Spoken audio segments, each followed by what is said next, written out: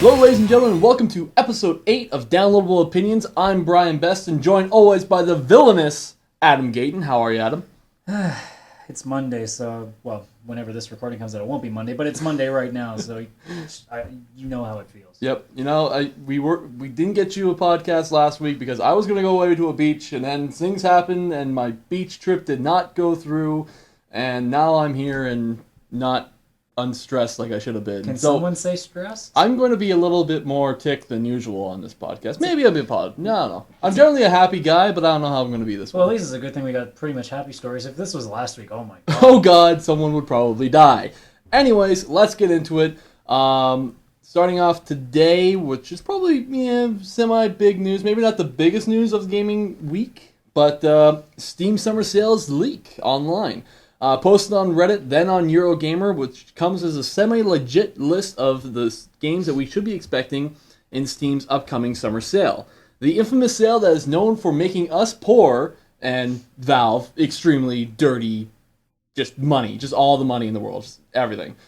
Anyways, on the list, it goes through, but basically the packs as well as the different single games that you can get. Now, I gotta say, there are some games on here that I really love and were out on last year's summer sale, like Zombie, Atom Smasher.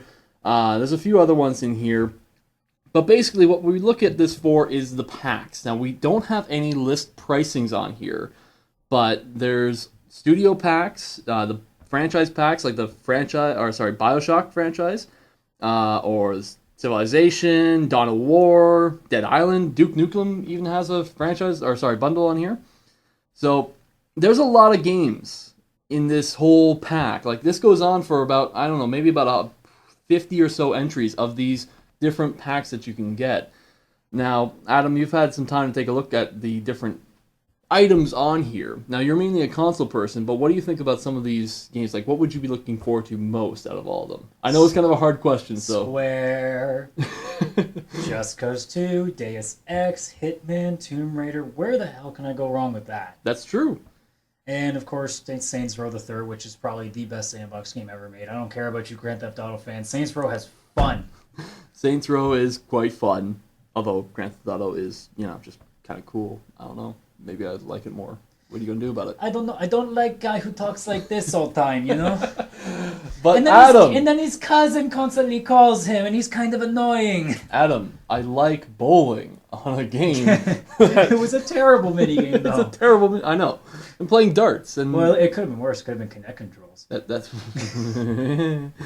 That's very true. Anyways, the thing is with this leak, we don't know any of the, when it's going to go on. Like, we reported a few weeks ago that it would be coming out near the end of, I think June. But here we are in July. It's still not here, and hopefully by the time you hear this, maybe it'll be up. Maybe it won't. Or maybe it's just not a summer sale at all. Maybe. It's a just after summer sale. Well, to be honest, some of these games have already been on the weekend deals list. Like, if you notice, Deus Ex was up there, and it's on here. Along with the Warhammer franchise was already up. So maybe what we might hear from Valve is that they're, instead of doing one big summer sale, they might just do weekend deals. Mm-hmm. And if this is the list, I mean, Valve might go and be like, okay, we're going to change everything up now because you guys already know we want to make it a big surprise. I don't know. Or maybe they'll just release Half-Life 2 Episode 3, but... Yeah, wouldn't that be funny? Sadly. Surprise! Sadly, no. That would be a real surprise. This is not. Well, speaking of surprises, let's move into our next story. The Assassin's Creed movie is set to come out in 2014, I think it was. Anyways, now has a new producer and new star actor. Michael Fassbender from famously Inglourious Basterds, as well as playing Magneto in X-Men First Class. And Prometheus. And in Prometheus as David, right? Yes. Yes, there we go. Will be playing the new unnamed assassin, which most likely will be Desmond, probably. Who knows? No details, we don't know. No details right now, but will be playing the new assassin or the star assassin role in the new movie. Now, this is an interesting movie in terms of the industry, actually. Because if you can remember, a few years ago, Disney and Ubisoft teamed up together to bring us Prince of Persia. which was a terrible movie. I mean, it was a terrible movie. It had cool CG effects, but that's about it. Well, the irony was that the main enemy, who was supposed to be, Arabian, was Ben Kingsley, a Brit guy. Well, Not awkward at all. I could even look past that if the storyline didn't. I don't know. It just felt. It made you feeling terrible. If you were a fan of the series, I'd feel bad for you, but I'm not a fan of the series, so. But anyways, this movie now, Ubisoft's going through all kinds of crazy motions to get themselves, all these major players to do this because they are producing it themselves.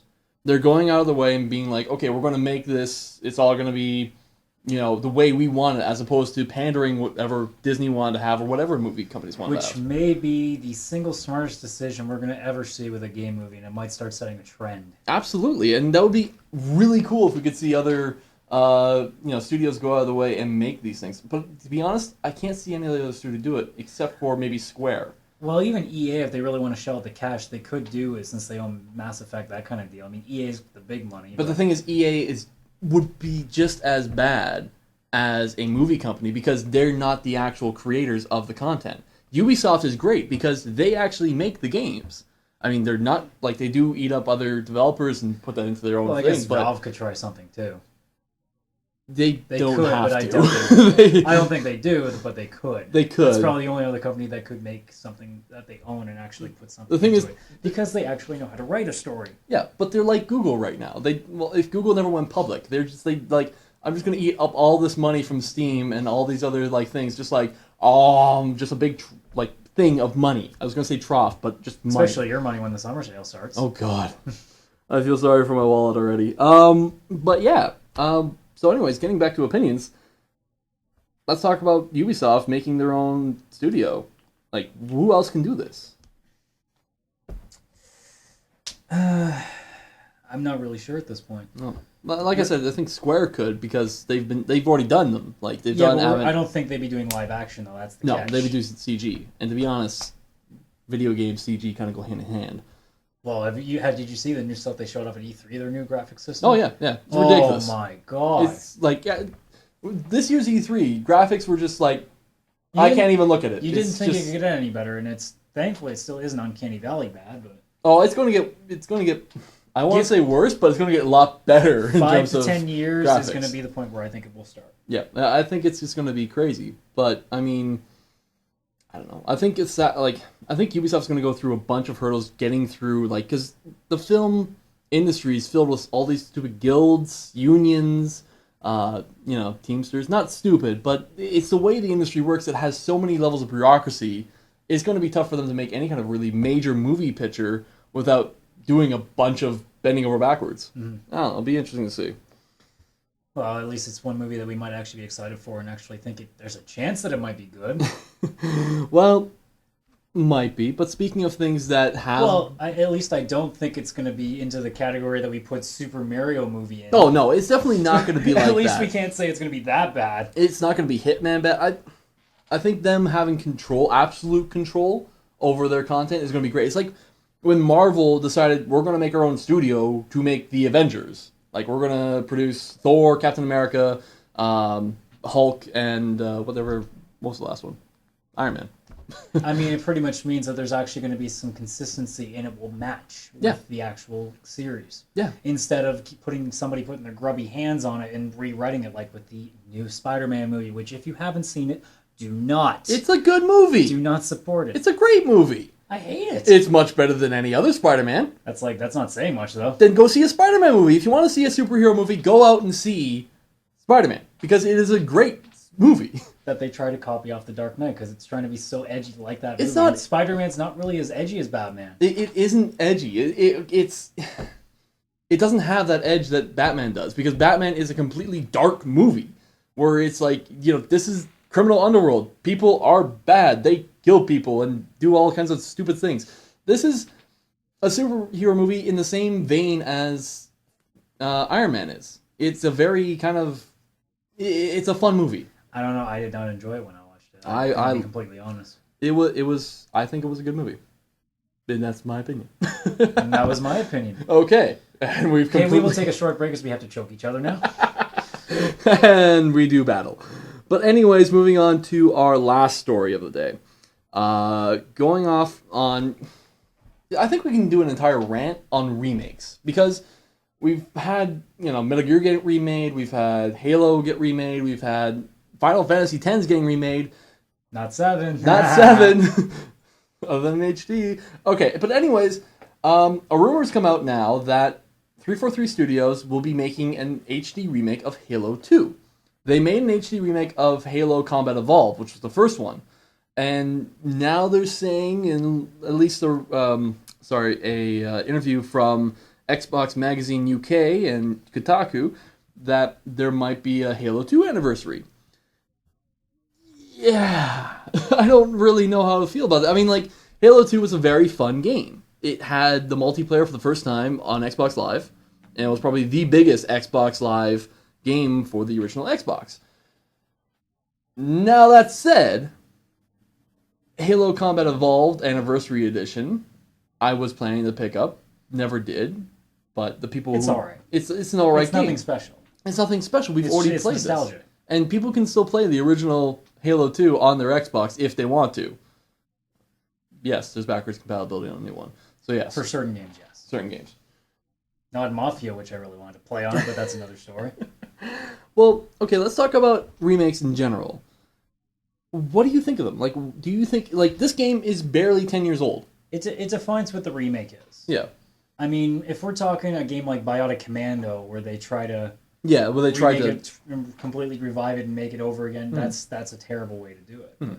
Well, it's another. I don't like the idea of the HD remakes, which Sony seems to have a hard on for. Oh yeah, complete. Because like every game got an HD remake for like the either the PlayStation 3, the PlayStation Online, or just the Vita. Even the PSP itself had a few. Yeah. And you're sitting there thinking, like, even Tony Hawk's still getting its HD remakes at some point. As much as it's a good game, like there are certain games I don't think need it. No. And I can't really imagine Tony Hawk HD suddenly benefiting because it's HD. It wasn't really a game that was caring about the graphics. To be honest, every one of those levels, for exception of a few of them on Tony Hawk, was remade in later games. Yeah. So, I mean, it really depends on the remake. Like, I'm not going to say I'm not excited for the Final Fantasy X remake, because that's my favorite Final Fantasy, pretty much of all time. Yeah. But, I mean, Halo remake, absolutely. 10th anniversary, go for it. But to like a couple, I'm not even thinking if it's a year or 2 years later, but to already start on the second one, I'm like, guys, that means that you're going to remake 3 in 2 years, which really is not that old. It's not that old. At the rate they're going. So it's just like, wait another 5 years. Yeah. See, no, I agree with you on the first point you made, where if you go back into the archives, find a game that was, old, and then revitalize it, I think that's a good way to remake games. But a lot of them fail. I mean, probably one of the most good ones, as we already talked about, was Prince of Persia. It was one of the very few games that got revived from way back in the day. And all of a sudden became this big franchise again. Yeah. Well, it doesn't happen often. It usually ends up being a very mediocre game that's usually picked up by some random company who's just trying something new for the first time. Yeah. Well, even the Metal Gear Solid franchise, to a degree, was, got left off and then picked up again with Metal Gear Solid and then into the entire Solid series. Biotic Commando, I mean, yeah, absolutely, that game sucked. But, I mean, at least they tried, to be honest. I'm still waiting for my Blades of Steel remake. When it comes to these HD remakes, to be honest, it's a good way to make money. I think no one's going to complain about them having an updated version of a game that, they loved playing, 5 or 6 years ago. Nostalgia makes a lot of money. It does make a lot of money. If game developers are willing to put money into it, I'm willing to buy certain games. Like Final Fantasy X, both agree, yes, absolutely, I would definitely pay top dollar for that. Something like Halo 3, if there were to come out an HD release like next year, it wouldn't make sense. It wouldn't make sense. And it would just be under our radar. We're like, why? Why would we have this now? Especially because you can still play it on an Xbox 360. Mm-hmm. Now I can see one thing that 343 Studios might want to do, anyways, is have like the Halo anthology or like the big franchise bundle that you can buy 1, 2, 3, and 4 all on, and then get Reach and like whatever else you want, just in a big box set. Yeah, like how you buy James Bond collection. Yeah, like James Bond collection or Alien collection or Stargate, whatever you have. Like those things would be kind of cool to have, I think. Yeah, I mean, with a game like Halo being the biggest franchise on Xbox and the way people buy it, I'm not too big in it anymore, even though 4 does interest me, but there would be so many people who would shell out the cash for those games. Yeah, and especially just having all of them just polished completely. As long as they don't have the individual cases for each game, because then they're like, well, I already have Halo 3. Yeah. As long as it comes in one big case, people are like, okay, I can accept that. Absolutely. I think as a merchandising thing, that's awesome. But then again, we're talking about merchandising as a game thing. I don't know. If this is a money-making venture, then yeah, I guess this works. Well, we can't fault them for it. It's Halo. Yeah, absolutely. Like, I guess one question would be, what anthology would you like to see? Mortal Kombat, to be honest. Really? I thought you were going to say Chrono or Final Fantasy. Because there are only 2 games. There was only 2 Chrono games. Yeah. So there's not really much you can do, and they've already been re-released. Sure. Except for Chrono Cross, but it was re-released on the PSP for the store. No, Mortal Kombat for sure. An HD. Because they have that many games. I mean, as much as I hate certain ones, and most people can agree that between, the 3rd game and now, it was just walk 3D away. Mortal Kombat did not work. I can't see Mortal Kombat, like, I guess since it's been around for such a long time, yeah, it'd be kind of cool. I mean, they have started to, like, re-release them on arcade and that kind of stuff, but it's not, it's not like, just, like, it's like how they're, Marvel vs. Capcom Origins is going to be coming out, which is the original coming out. And they've kind of, they've remastered it just a little bit, but you can still play the original. So it looks the same. So, I mean, games like that can work. I mean, fighters, a lot of people are very nostalgic with their fighters. I don't understand, like... I mean, take Dead or Alive Ultimate for the Xbox. People like fighters for some... I don't know why fighters still work. Like, why people still buy them. We like punching people. It's just a button masher. I suppose when you put all games down to it, they're just mashing like constant buttons all the time. But it's just it's so basic, to be honest. I don't understand why there hasn't been a ultimate fighting game that has come out and basically just swept like everyone out. Because there's only so many things in a fighting game. Well, we call it Super Smash Brothers, but it's funny how the best fighting game in the world is on a family-friendly gaming device. Yeah, but that's because there are 10 franchises in that fighting game, not one. That's very true. I mean, unless you want to take Marvel vs. Capcom, but I mean, really, like that's an entire entity in itself. PlayStation All-Stars. They've run out already when Heihachi from Tekken is the next character to get thrown in. I'm like, don't you guys have like games on your own that you produce that you could put in there? Did you guys run out already? Probably. I mean, there's only, like, when you really think about it, Sony doesn't have, or Microsoft doesn't really have as many franchise, like, really, really big first-time characters. Don't do it yet. They can't. You do. Well, they can't. They don't have the manpower. And that's why I don't think they're gonna. I don't think that game will succeed. No. I don't even think it doesn't even look like that it's going to be that great of a game. I think it's going to... When you put it up to Super Smash Brothers is literally going to take it, wipe it with its ass, and then just throw it into the trash, really. It's going to make a big splash. And then it's like the next day, Super Mario or Super Smash Bros. Is going to get released and basically just be like, well, when it comes get out of here. When it comes to making a splash, really, what PlayStation All-Stars is going to do is it's going to be like you throwing a big rock into the water. Yeah. And Super Smash Bros. Will be those tiny little pebbles that keep making the ripples go. The thing is, it's coming out on DS, and it's going to be a comparable version to what it is on the Wii U. So it's going to be a very fun game, and it's going to sell a lot of units, because that's going to be the game to pick up if you get a DS. Yes. If you get a 3DS, you're going to buy Zelda Ocarina of Time, and then you're going to buy Super Smash Bros. As long as it's not the XL. Let's not get started. Don't support 3-inch upgrades. Although you might have to, depending on what happens, or depending on how many. I had that conversation on the weekend too about how every freaking Nintendo handheld ever comes out with a bigger version or a different version. It's slightly bigger, slightly different. But then again, that is their business model of how to sell the DS, and I can't fault them on that. I can't say that it's not working. I just can't say I don't like it. I don't like it either. But I just want to see them do something different in the portable market. Come out on iOS. Come out on Android. Give me something. I don't know. Anyways, let's move. Nintendo phone. Nintendo phone. Oh god, they can't do a Nintendo phone. Please don't do a Nintendo phone. Unless you're making it on Android, don't do a Nintendo phone. Please. Unless they make it like an old school NES controller. Oh, there you go. Okay. Millions of copies sold. I need to trademark this now. Anyways, let's move on to our open-ended questions. So our first one is regarding the rating systems. Is the ESRB a good enough rating system? And what changes would we like to see to make it better? Because let's just think about all those times any of us have played Halo Online or Modern Warfare 2 or 3, whatever we're on now. Or Conker's Bad Fur Day when you were 12. just anything that's a mature rated game, and you hear like 10-year-olds playing it over the microphones, or you see like someone getting these games that clearly they're not meant for children. And we faced off in court in all these different battles about games like Bully or Manhunt or Left 4 Dead in Australia and New Zealand. Actually, a lot of games in Australia and New Zealand.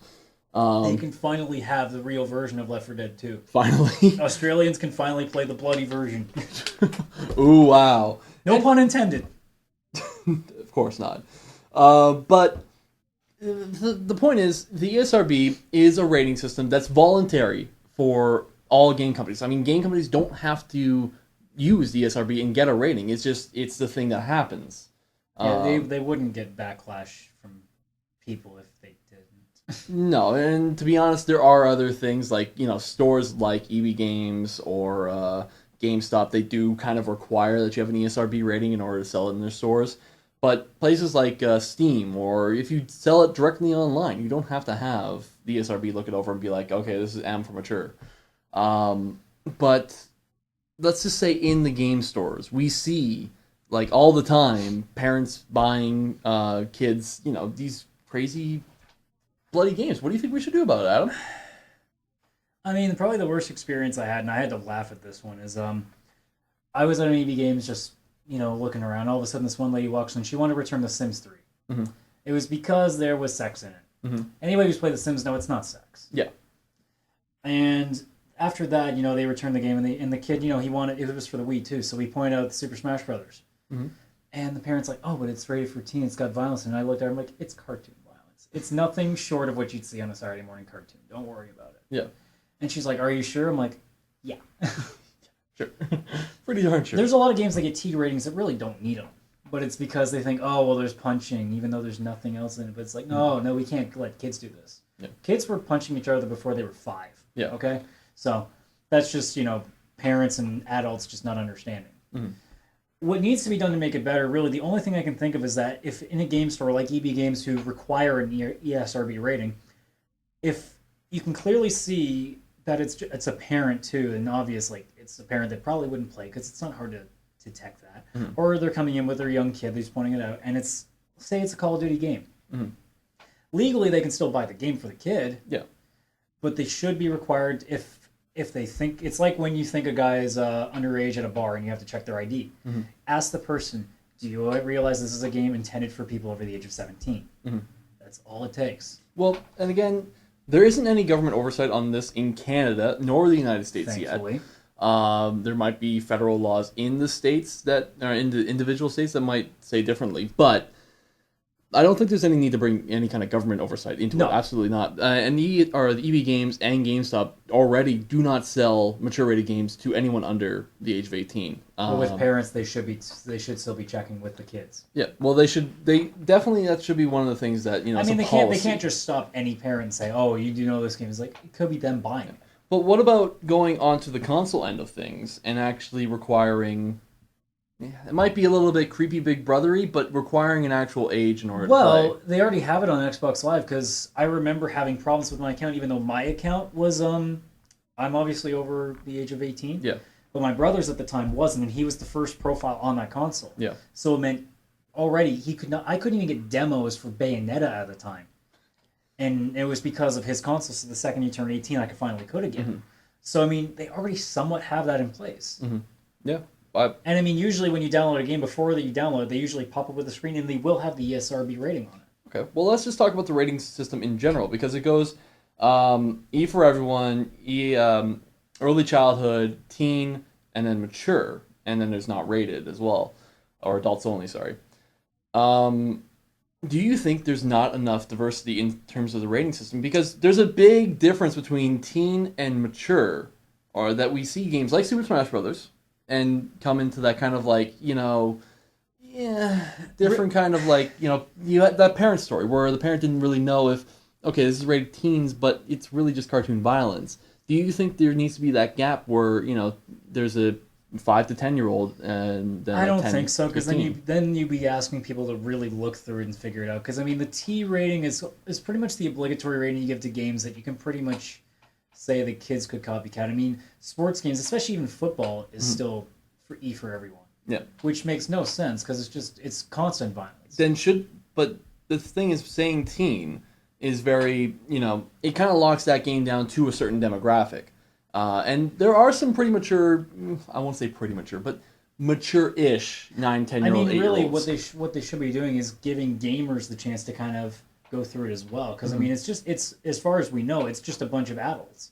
Well, it is gamers. Is it really? Yes, the ESRB is made up of. I still don't think they'd be hiring kids though. Well, it's not like the MPAA where it's made up of just really just random old traditional conservatives.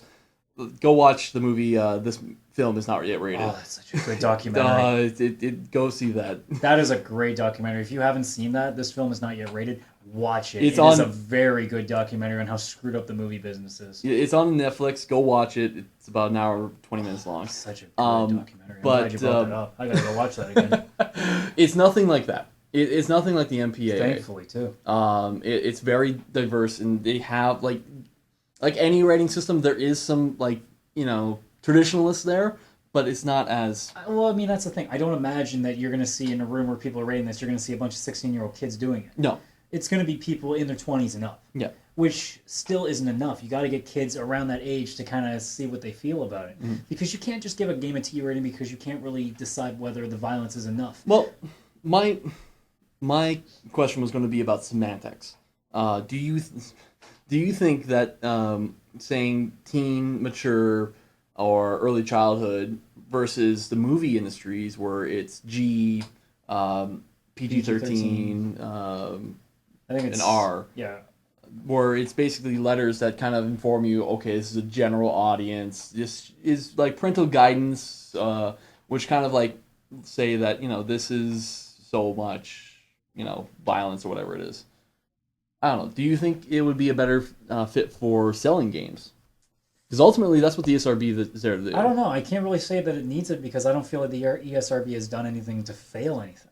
I don't think there is a problem. I think it's just having to do with the way that some games are given the obligatory T. But we are seeing not a lot more, but we are seeing more people get more angry at video games because they are becoming so more realistic, so much more violent in that case. That's a fact. Like, think of how movies have changed over the years, how much more violent they've gotten. It's no different. But lawmakers are getting notice of this. Yeah, and they don't know a damn thing about games. That's the problem. These are people that have never touched one before. Okay. I mean, you take a look at the guy like Jack Thompson, that lawyer that tried to get Grand Theft Auto and stuff off the shelves. He never probably ever played the game. He just probably saw 5 minutes. And he didn't. He admitted that on air. Yeah. He never played any game. He probably saw somebody play it for like 5 minutes. Well, he has played some games. I'll say that. He played Bully and then went on air and talked about it. Yeah, well, Bully's not really that... Like, it's Yeah, but it got a lot of controversy. Yeah, I understand that. Like, huge amounts of controversy. But, I mean, it's not any worse than Grand Theft Auto. Or even Manhunt. Manhunt's one of those games that definitely deserve the attention that it got. It was a pretty... Manhunt, Postal, I think there's a few other games as well that you're just yeah, there's the really, disgusting games, like the one that was made in Germany. I don't know. I can't remember what the name of it was, but it was just killing African Americans and Jews, that kind of stuff. I'm like, okay, that's... No. There was a list that I found. I can't remember what it was, but it was like the top 10 most just disgusting games. Yeah. There was even a game based off of Columbine, a 2D RPG. Really. Then those games shouldn't be made. But then again, that's the reason that some people are coming to that section, that they're seeing these kind of just immoral, deplorable games. Yeah, exactly. And that's not what the industry is all about. And there's people that will see that as a first time kind of like parent and whatnot and being like, video games are terrible. I'm never having them in my house. I guarantee you that in 10, 20 years, when this genre, this media is taken seriously, because we're finally considered an art form, but we're not up to the status that film, television, everything else is, they'll start to realize that it's no different than what film does. Yeah. There is no game that is as violent as, say, a movie like Hostel or something like that. Yeah. But that's acceptable because, the MPAA gave it an X rating, so nobody except over the age of 18 is... But it's still a movie that I don't really think people should be needing to see either, because it's just, I don't get the idea of wanting to see somebody get just it comes into freedoms of rights and Yes. Charter of Rights and Freedoms. And I'm not disputing that, but I'm just it's sketchy. It is sketchy. And it's kind of unfair just because most people who are against video games are the ones that like my own dad the only games he ever plays is like poker on Poker Stars. Yeah. And he'll watch me play, some other game and just be like, oh, why are you doing that stuff?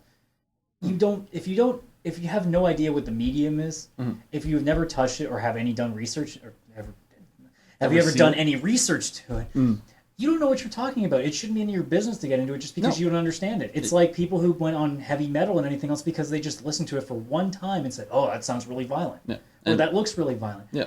You have to understand it first before you realize. Like, none of us have played Call of Duty for hundreds of hours and then all of a sudden figured, I'm going to go shoot 2 people now. Yeah, exactly. No one... Because as much as they think we are not stupid. We understand what fantasy and reality is. We know what's right and wrong. Yeah. It's just some people in their lives get something screwed up, whether it's their life at home, whether it's their life at school, at work. It's depression. It has nothing to do with the medium that's in front of them. It has to do with what's going on inside their head beforehand. There's a lot of, for these cases, like Columbine, like other schools and whatnot, or just other, violent crimes that are linked somehow to video games. There are pre-existing conditions that are put down on these people that are, video games may or may not be the catalyst, but they certainly are not the cause. Well, I mean, I remember watching, I've probably referenced the show several times now, Penn and Teller's Bullshit. They did an episode on teen violence in games. And these one guy said, they always seem to blame video games, but video games has become the normal household item now. Yeah. It's like saying, oh, look, we found an Xbox. Oh, look, we found Call of Duty. Well, yeah, but you probably found Twinkies and toothpaste, and nobody's saying anything about that. Yeah. I mean, there's game consoles in almost every house now, unless it's like an old folks' home. You're going to see a console in the house now, or even just a Game Boy. You're going to see at least in some retrospect, even a computer with games on it too. Well, to be honest, in the next 25 years, video games will be the norm. Yeah. It will be everywhere because it's so pervasive in our generation that movies, books, and television will take a hit because the entertainment value of video games is so much greater for us. And they made another good point too, where they said, well, imagine what would happen if video games started in the early 1800s and then football came in the 60s. Yeah. There have literally been over 300 deaths of children from injuries in football. There's not been a death, of children at least anyway, that hasn't died playing a game. There's been some idiot who played StarCraft for 3 days straight. Yes. There's been people that have died from just pure exhaustion of playing a video game. But again... But with children, parents are in the house. The kids go to bed before the parents do, so the parents can regulate that stuff. You don't have to worry about a kid sitting in a house alone for 3 days. And you know what? To be honest, the more I see the more I kind of feel that there may not be a huge link between what you see on a screen and what you see in real life, but I feel for the parents that just put their kids in front of a television and playing video games or whatever, they don't get that realization that, the video game isn't real, and they need to... a lot of it just comes back to good parenting aspects. Take your kids out for walks. Talk to them. Just do things with them. Don't be lazy. Don't be freaking lazy. Don't be lazy, and don't be contradictory to everything. We do understand what's in front of us. Yeah. We do understand that sometimes the decisions we make will not turn out the way we expect them to, but that is life. You learn from the mistakes you make, and you have to let us make those mistakes first. And if a game has something to do with it, then that's fine. That will be the mistake that we will learn, we will accept the consequences, and we will break through the consequences. Yes. We do have to learn that first before we... I would say we learn that first before we play more through some games. That's why we have the rating system in place now. Where, yes, you and I played, Conker's Bad Fur Day or But that was before the GoldenEye. system really came. Yeah, and it wasn't as... Even still... I think it was that game, too, that set off that. Or it was either that or Doom that definitely set off that ESRB. Yeah, Doom and a couple of, racing games that really set it off. Yeah. But Carmageddon, probably. Yeah. The second you said that, I'm like, yeah, Carmageddon. Yeah. It's just that people need to... You need to learn what right and wrong is before you play some of these games, I think. Or at least some of the really, really big games. Yeah, if there are games that your kids point out and you just look at it and think, okay, that doesn't sound like it's going to be a kiddie game. Take a second, take the box, look around on the back, see what you see. If you still don't know for sure, ask the person at the desk. Yeah. Get their opinion. Because they've probably played, especially the big mainstream games, they've probably played them or at least know about them. Yeah. They will tell you what they think. I would love to tell somebody if they came up to me, well, what is Call of Duty? What's that like? I got a 12-year-old kid. Don't have him play it. There is a lot of violence that he is going to be pretty subjected to. Yeah. Yeah. So if you really feel like he can handle it, fine. But if you think that he might not be able to, or that he might copycat that, don't. Yeah. That simple. It's because parents are too lazy to take the 2 minutes at a time, because that means they'll have to deal with the kid crying and screaming because he's not getting what he wants. True. That's what it is. I'm sorry to say that, but that's what it is. Okay. Well, all right, we're going to do our one last open-ended question, and that will be the worst video games we've ever played. So, I think I just screwed up your list, didn't I? I'm cringing. I am cringing. All right, what do you got, Adam? Well, I think the first one that most people will already say off the top of their head, Superman 64. Let's just get that out of the way. Oh, God, the terribleness of that game. It was just so bad. I just remember thinking, now that I think about it now, I'm sitting there thinking, he's picking up cars and throwing them. I'm like, Superman, those are people's cars that you're throwing at things. What about the people? Where were the people? What are they going to tell their insurance companies? Yeah, Superman threw it. Yeah, bullshit. Get out of town. But the game, like, I didn't even get past the first level. I was just like... Broken. What's going on? How did this get made? Who thought this was a good idea? Why did DC sign off on this? Think about some of the movies that's been made from DC. That's true. What else you got? Well, this one's one that... It's one of those things as a kid you sit there and think, this has got to be good. My cousin had this game for the PC. It was called Big Rigs Over-the-Road Racing. They took over the road seriously because you can literally drive at full speed over a mountain and then suddenly clip into the sky and keep driving full speed like nothing's wrong. That is why it's a bad game, because it's probably the most ridiculously glitchy game you'll ever see. Yep. You will fall through bridges, drive on mountains, you're like, there's a course there, but it's just like, nah, I'm just going to go through it. Nah, guess what? Pfft, gone. Flying! It's like the episode of Peter, or Family Guy, when he tries to load his pickup truck because he's trying to be a redneck with jet fuel and thinking it's going to fly. That's kind of what it was. This is like, this is a great game. This is a great idea for a game. Third on my list, another one that most people will think of off the top of their head, Shaq Fu. Which was, I mean, really, when you think about it, Shaq in a fighting game. Walk away. But the one that has the biggest hole in my heart that they created from being such a terrible game was Dr. Jekyll and Mr. Hyde for the NES. This was a game that I never played until I got an emulator because I heard how bad it was. That is a game that back in the day could use the controller screens that we get now every time we're at a loading screen, where it gives us 20 different things that we have to do. That game didn't tell you a damn thing. And not only that, but none of it made sense. People attacked you. Some didn't. You had no way of knowing that, so your inclination was just to hit anything that moved. Kill everything. You know what? It's probably a really amazing game, yet none of it was told how it works. It probably would have been a great game if we actually knew how to play it. Yeah. Who knew that you need to know how to play a game? Who knew? It's like, what if I tried to play cricket right now and nobody explained the rules? I'd be standing there going, what? What's it? I'm just holding the bag going, do I hit the catcher with it? He's not called a catcher. Well, nobody's telling me that.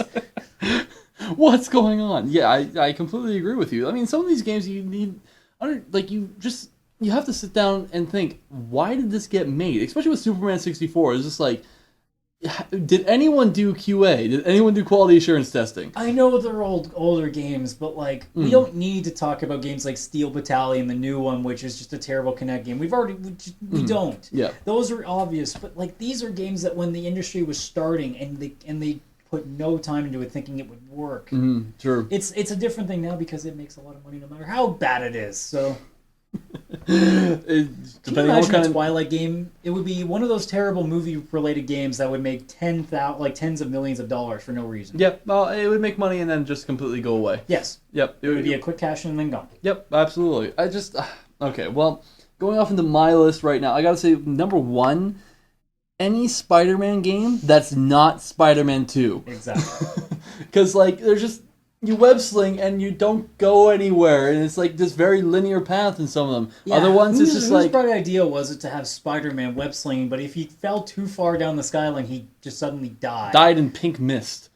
Yeah, I'm sorry, guys, but it's Spider-Man. He can land on his feet. Have you seen him land on cars in the movie? You might want to have paid attention to that little bit. The Grand Theft Auto style of like an open world sim that was in Spider-Man 2 was awesome. Like, okay, the game's storyline was kind of just like really wonky. Why are there aliens attacking New York City? And why are they having platforms that lead all the way to, Statue of Aliens seem to Liberty? be the good cop out for anything like Indiana Jones.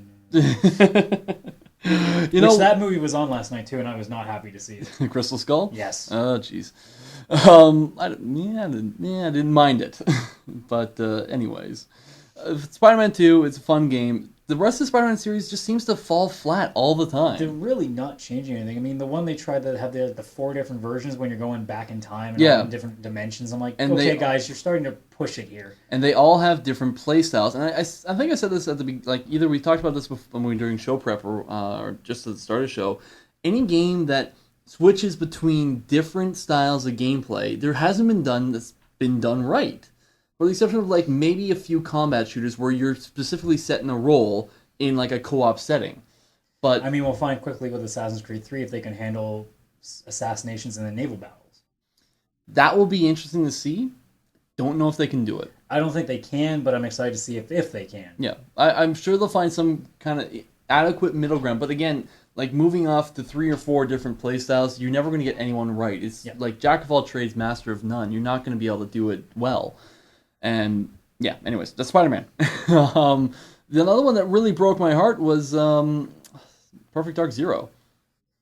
Yeah, for the Xbox 360, it was a launch title. I mean, for the expectations, yes. It wasn't a terrible game, but it was just it was not a good game. It wasn't a good game. It wasn't a great game. It definitely just was just like, because I'm a real big fan of Rare and, GoldenEye for one, Perfect Dark for another, just because it was a really fun game. It did not turn out well in the next generation. It almost tried to be happy, and Perfect Dark's not. The first game was not happy. It was not happy. No, it was a very Blade Runner-esque universe in there. But anyways, the last one I'll say is Final Fantasy 13. I've never put down a game halfway through, and this was one of the games that made me do it. It was just like, I can't play this. This is such a long, boring, convoluted story. I am not attached to any of these characters. I think Snow can go off and die. The only one I really like was Zaz. And everyone is just like, no, Lightning, stop it. Vanille, you're cute, but go away. Hope, just get punted somewhere. Fang's the neutral one. Fang, you have no feelings on. No feelings. They finally made Hope badass in the new one, but... Yeah, we talked about Final Fantasy 13 The way that I can easily explain 13 to people is that I have played every Final Fantasy game ever made. Mm. That's in English. 13, I gave 3 tries. Mm-hmm. As a hardcore fan, 3 tries. Yep. Failed all 3. Didn't even get halfway on any of them. That tells you right there. It's such a... If anybody finished it, I'm pretty sure they're not a Final Fantasy fan.